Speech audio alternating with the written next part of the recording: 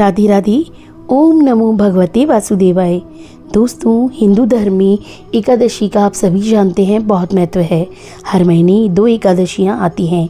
उनमें से एक है पापाकुंशा एकादशी, जिसे अत्यंत पुण्यदायी माना जाता है। इस दिन व्रत और पूजा करने से न केवल पापों से मुक्ति मिलती है बल्कि मोक्ष की भी प्राप्ति होती है। तो आइए जानते हैं इस व्रत की पूजा विधि, व्रत कथा, तिथि, शुभ मुहूर्त और उसका महत्व। पापाकुंशा एकादशी की जो तिथि रहेगी या शुभ मुहूर्त रहेगा वो होगा 13 अक्टूबर 2024 सुबह 9:08 से, और इसका एकादशी का जो प्रारंभ होगा वो सुबह 9:08 से ही प्रारंभ होगा और इसकी समाप्ति होगी 14 अक्टूबर को सुबह 6:41 पर।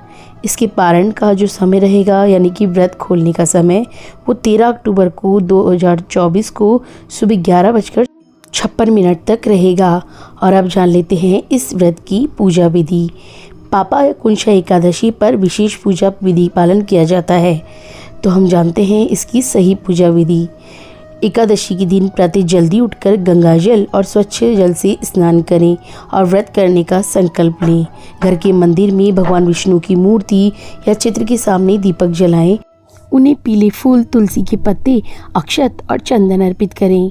पूजा के दौरान भगवान विष्णु के सहस्त्र नाम का पाठ अवश्य करें।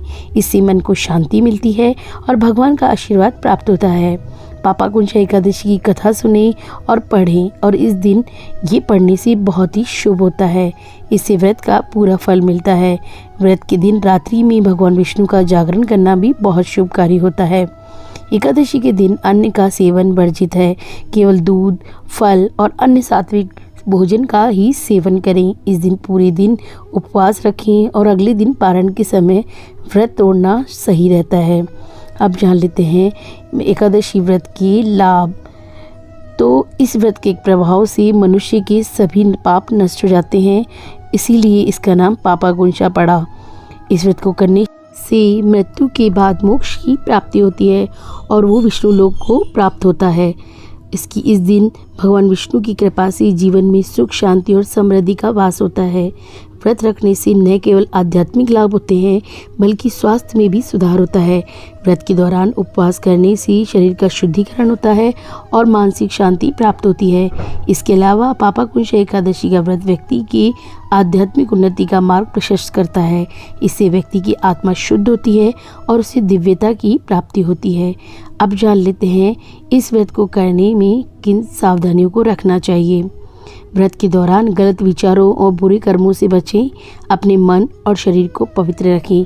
इस दिन जुआ, शराब, मांसाहार, अन्य तामसिक चीज़ों से दूर रहें। व्रत के दौरान भगवान का नाम स्मरण करते रहें और जितना संभव हो सके धार्मिक कार्यों में समय बिताएं।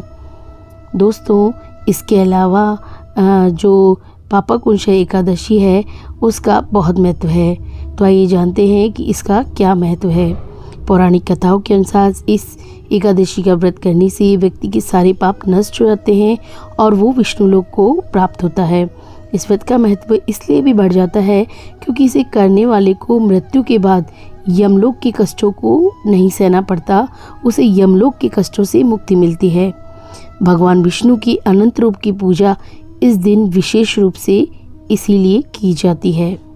मंत्रों का जाप करें। सारी पूजा विधि करने के बाद अंत में कथा का श्रवण करें और दूसरों को भी सुनाएं। इसके बाद आरती करें भगवान विष्णु की, माता लक्ष्मी की, क्योंकि माँ लक्ष्मी के बिना विष्णु जी अधूरे हैं। तो दोस्तों, मैं भगवान से यही प्रार्थना करती हूँ कि आपकी हर मनोइच्छा, हर मनोकामना पूर्ण हो। भगवान विष्णु और माता लक्ष्मी का आशीर्वाद आप पर सदा बना रहे। तो मिलती हूँ अगली वीडियो में, जिसमें मैं आपको पापाकुंशा एकादशी की व्रत कथा सुनाऊंगी। तब तक के लिए जय श्री कृष्णा।